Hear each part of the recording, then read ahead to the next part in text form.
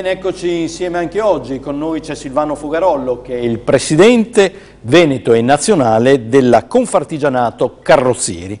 Insomma, una persona a cui, se ben ho capito, dobbiamo dire grazie come consumatori e come cittadini, perché la Confartigianato, assieme alle altre organizzazioni di categoria, è riuscita a bloccare un comma, il comma 2 dell'articolo 29 del decreto sulle liberalizzazioni, che avrebbe previsto un taglio del 30% dell'ammontare del risarcimento a quegli automobilisti che avessero fatto riparare il proprio veicolo dal carrozziere o dal meccanico di fiducia, anziché da quello indicato dall'assicurazione. Quindi in qualche maniera eravamo tarpati nella nostra libertà di scelta. Penalizzati senz'altro, e non solo i consumatori barra automobilisti, ma anche noi carrozzieri, quei carrozzieri indipendenti che non erano legati da accordi con le compagnie di assicurazioni, e questo era un distinguo inaccettabile anche per la libertà di scelta di ognuno di noi. Cioè, è chiaro che voi avete difeso un interesse categoriale, nel caso però coincidente con quello nostro, perché se ho ben capito, se io avessi fatto un incidente e fossi andato dal meccanico che a me comodava, l'assicurazione mi riconosceva un 30% in meno del danno subito. Certo, e se lei non riparava la macchina, comunque avrebbero riconosciuto un 30% in meno. Come dire, se non riparava la macchina? Metà caso che lei era in procinto di sostituirla. Diceva, subiva un danno, diceva non ho tempo, settimana prossima la porto dal mio concessionario, non la riparo, pagatemi il danno che ho subito e poi mi arrangio con il concessionario. Anche in quel caso che lei avesse chiesto i soldi, non veniva pagato totalmente, ma col 30% di decurtazione. Loro l'hanno venduta anche che doveva esserci un'emissione di un documento fiscale e una garanzia biennale, giusto? La garanzia biennale ce l'abbiamo già, tutti quanti noi, perché la famosa legge Monti dà al consumatore finale l'utilizzo di 24 mesi di garanzia per eventuali danni che potessero sorgere, e guarda caso noi sui ricambi, non essendo consumatori finali, abbiamo solo che 12 mesi. Sì, mi ricordo che in una precedente puntata ne abbiamo parlato. Quindi adesso tutto è tornato, diciamo, come prima in qualche maniera, e quindi io posso portare l'automobile a riparare laddove io ritenga opportuno e l'assicurazione mi riconosce quanto pattuito. Diciamo che adesso dovrebbe tornare tutto come prima, però credo di poter dire a grandi lettere che è stata vinta una battaglia, ma non credo sia vinta la guerra, in quanto è dal 2002, da quando è caduto l'accordo ANIA, che le compagnie tentano in tutte le maniere di egemonizzare, far loro anche la riparazione dell'auto. Pertanto non credo sia finita qua, e chiedo appunto ai miei colleghi di stare sempre allerta.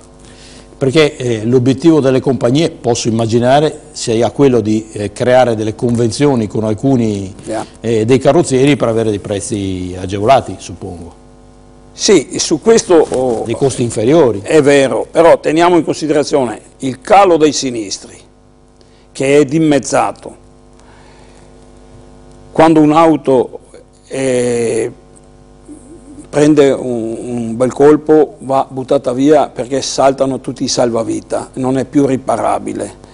Le riparazioni che vengono fatte oggi sono riparazioni medio-piccole, dunque il costo riparazione per una compagnia, vediamo la media a sinistro, 1.700, 1.900, 1.900 euro a sinistro, anche quando è di 500 euro, perché una compagnia assicurativa che paga un sinistro di 500 euro ne porta a casa 1.700, però quando ne paga 10.000 ne porta a casa 1.700. Lei ha detto che i sinistri sono diminuiti, sì, signor. Il che è una bella notizia, però rischia di creare disoccupazione nel vostro settore, oppure ci sono altri motivi per cui uno si reca dal carrozziere? Diciamo che la manutenzione ordinaria sulla carrozzeria oggi c'è ben poco, perché le macchine non fanno ruggine, non sono più le auto del 1950, sono strutturate bene, in forma modulare, si rompono parecchio facciamo un macello di ricambi e di plastica, però la struttura resta intatta, salvano la vita a volte. Però è vero, le carrozzerie andranno a chiudere, gli autoriparatori del settore carrozzeria resteranno sempre meno, ma questo era previsto già da 20 anni fa. Vedo dai dati che mi sono stati forniti che nel Veneto sono circa 780 le carrozzerie, con un complessivo di manodopera occupata di circa 4.000 persone. Sì, se teniamo in considerazione che la media delle carrozzerie ha 4 addetti più il titolare, i conti tornano, 4.000 persone, e a livello nazionale sono molto di più, perché abbiamo... Certo. A livello... Lei da qualche mese tra l'altro è diventato presidente della categoria a livello nazionale. Sì. L'ho interrotta, forse stava dando il dato italiano. Sì, a livello nazionale ci sono circa 17.000 carrozzerie, di cui 5.000 sono fiduciarie, hanno accordi con le compagnie di assicurazione, le altre 12.000 no. Quindi... Pertanto, se lei fa sempre il rapporto 4, sono 60.000 persone che andrebbero a spasso, se fosse entrato sarebbero andate a spasso se fosse entrato in vigore quel comma 2 dell'articolo 29. Ecco, ma questo rapporto con le compagnie di assicurazione rischia di spaccare la vostra categoria però? Diciamo che la categoria non è spaccata, ma ci sono degli interessi in mezzo che vanno ad avvantaggiare più o meno lecitamente le carrozzerie fiduciarie.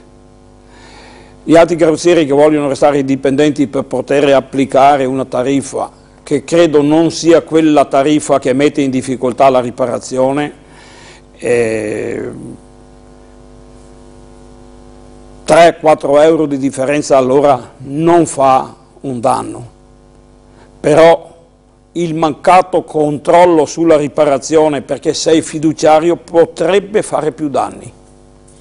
Le stavo chiedendo, lei è diventato presidente nazionale, seduto su quella sedia, ci sono differenze di problematiche nel Veneto, che so, rispetto alla Calabria, alla Sardegna, oppure i problemi dei carrozzieri sono omogenei sul territorio? Se parliamo di crisi, parliamo dalla Calabria, dalla Sardegna al Friuli, Piemonte compreso, non ci sono distinguo, la crisi sta toccando tutti.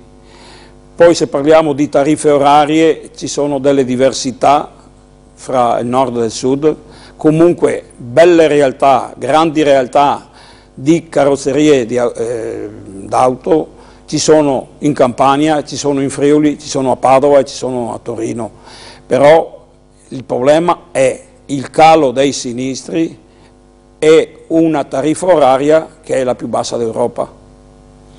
So che a marzo avete un'altra tappa importante nella vostra battaglia, insomma. A marzo, dice.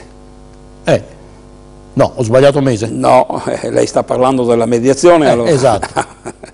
Perché ne abbiamo avute tante di battaglie. Mi ero spaventato, dico, ho sbagliato mese. No, io ho voluto collegare un po'. No, le volevo spiegare prima che la categoria carrozzieri ANC a livello nazionale ha incontrato, volevo fare un po' di retromarcia, se mi permette. Se non lo fa lei con carrozziere, sì, chi la fa retromarcia? Grazie.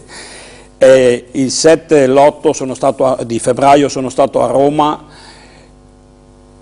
assieme ai altri presidenti di categoria delle altre associazioni sindacali. Siamo stati ricevuti dalla 10ª commissione del Senato, in cui è presidente il senatore Cursi. Precedentemente avevamo allertato, chiesto aiuto a tutti i nostri senatori e deputati, sia di Padova, allargando a macchia d'olio a tutto il livello nazionale la stessa cosa. Ogni regione ha interpellato i propri senatori, i propri deputati per spiegare lo stato di crisi che sarebbe sopraggiunto con l'articolo 29,2. Che è quello di cui abbiamo parlato. Che è caduto. Mi dica della mediazione, se no rischiamo di andare in sigla. Allora, per la mediazione il 20 di marzo entra in vigore per l'autoriparazione la mediazione obbligatoria, che è un passaggio che prima di andare in causa viene definito obbligatorio. Anche qua abbiamo timore, ho timore, che le compagnie usino in maniera sistematica questa mediazione per abbattere il costo del sinistro. Grazie, questa quindi possiamo definire Silvano Fogarollo un presidente sul piede di guerra, insomma. Tutta la categoria sul piede di guerra, compreso il presidente. Lei prima lo ha ricordato che in una precedente occasione l'ho definita una persona con il viso arcigno, insomma. Si sono scelti un presidente dal cipiglio del condottiero. Io la ringrazio, comunque mi creda, quando c'è un buon consiglio di categoria, un segretario che dà una mano alla categoria, anche il presidente ha il compito più facile. Grazie comunque a Silvano Fogarollo, presidente di Confartigianato Carrozzieri del Veneto e Nazionale. Grazie in particolare per aver permesso a noi cittadini, con la vostra battaglia sul comma 2 dell'articolo 29, di poter liberamente scegliere la carrozzeria dove portare la nostra automobile a riparare.